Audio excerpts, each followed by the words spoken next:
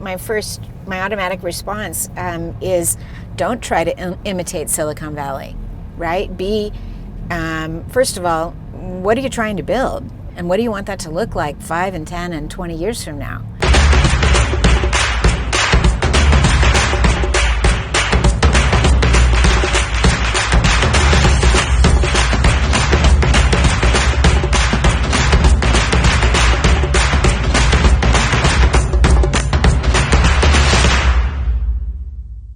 Hola amigos, bienvenidos a este nuevo episodio de Business Trip by LATAM, esta vez en el marco del Volcano Summit desde Antigua, Guatemala. Estoy encantado de asumir el reto de reemplazar a Cami como host en este capítulo. Hoy vamos a hablar con una persona increíble, es Lara Edwards. Ella tiene un montón de experiencia en diferentes roles y me voy a concentrar mucho en esa conversación sobre cuáles son las oportunidades que ella ve en el ecosistema de innovación y emprendimiento en Latinoamérica y cómo podemos inspirar para que cada vez más personas puedan aprovechar esas oportunidades. Así que vamos por ello.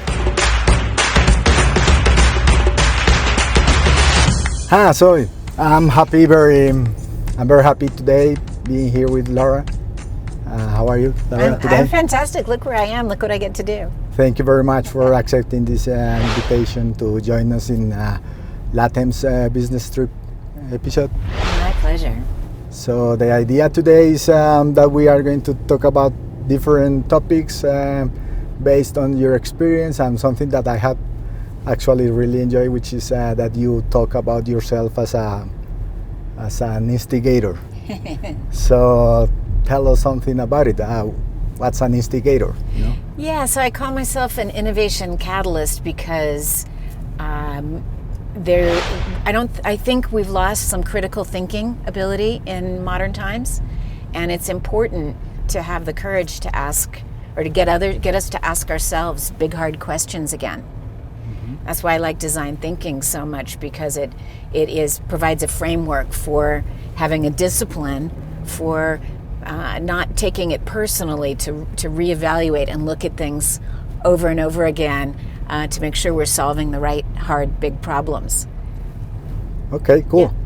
Yeah. And you know, in terms of trying to generate that change, what do you think about the role of a woman in there?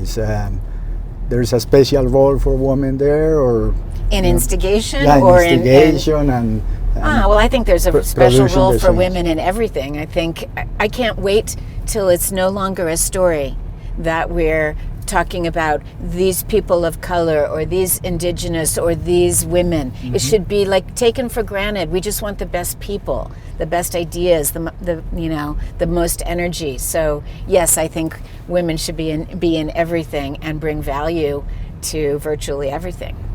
Okay. And it's silly. It's a silly waste of talent not to have women ubiquitously in the startup scene, the business scene. And why do you think that maybe, for example, in Latin American ecosystems, there is still a sort of underrepresentation of women?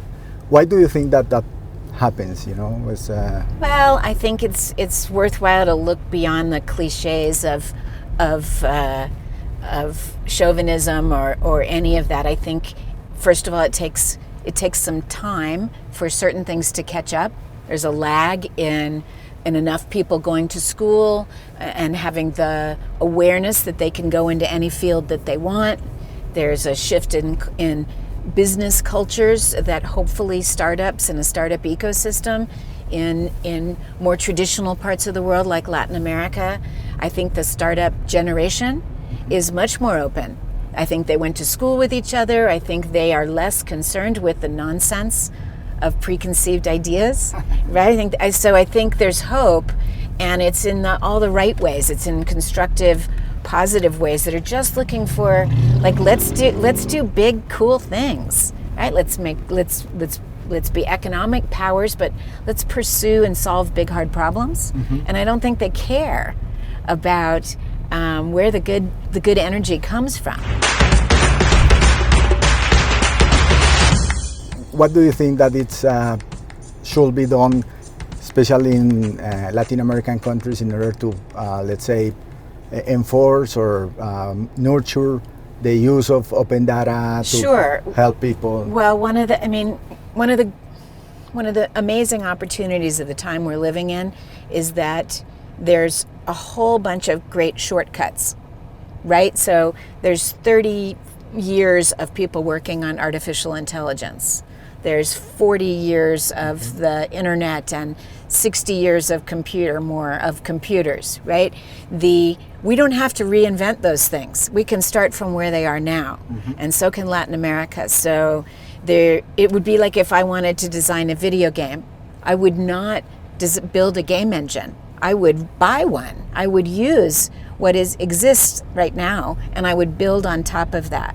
And the nations like in Latin America have the opportunity to start at a very advanced place and build on. Take a look. It's like watching a big game of jump rope, right? You watch it for a few minutes and then you understand where to jump in. That's the opportunity. Jump in where the technology already is, and then poof, you're off to the races. Why you are here these days in Volcano Summit? What do you think about this kind of events to help? I came to Volcano, I wanted to come to Volcano because I think it's countries like Guatemala and many countries in Latin America and the global South that are going to rule the future. But they have to grab it. They have to be aggressive about it. They have to be confident and go at it without all the baggage of being afraid that, right? Being quiet. No, grab the future. And so I'm here because I think that countries with young populations are the place to be, the place where I can be the most value, and where I want to hear what, I have ideas about what they can do, but I want to know what they want to do and how to support that. And have you enjoyed so far in Guatemala? Oh my God, it's been amazing. The food, the people, the volcanoes in my view everywhere I look, it's fantastic. Are you kidding? What do you think will be the advantages or places like Latin America, Guatemala, or the main challenges in order to actually develop an innovation and startup ecosystem, not imitating Silicon Valley, because Silicon Valley is a special place, but I don't know, developing their own versions of ecosystems. What do you think about it? Well, I was going to say that my automatic response is don't try to imitate Silicon Valley, right? First of all, what are you trying to build? And what do you want that to look like 5 and 10 and 20 years from now, right? Take advantage of your assets, of personality, of culture, of energy, right? And bring that vibrancy to innovation. Is not what happens too quickly is we go from a bunch of people with energy and ideas to a system that is totally orbiting around the funding sources. And that is a mistake, to leap to that. Stay going, what if money were no object? What would I be building? What would I be doing? And keep doing that. And it's amazing, the money will find you. Yeah. Right? There's this misconception that entrepreneurs need to be chasing the money. You need to be doing something interesting enough for money to want to pay attention. It's the other way around. Yeah. And what do you think is the role of government in all that movement? Government can take so many positive roles. I'm a big believer in public-private projects. I think public-private is a. I mean, again, and it really varies by country and by structure. I don't believe that there's one way to solve anything, and I think different structures not only make sense in other parts of the world. That's just the reality. So let's get better at understanding what works in a top-down country and what works in a fully representative democracy, what works in between. But I think it still takes government to do certain big things. So infrastructure. Thank you, Laura, very much for being here with us today. My pleasure. I'm humbled and I'm excited. Cool. Thank you. Bye, guys. Bye, everybody.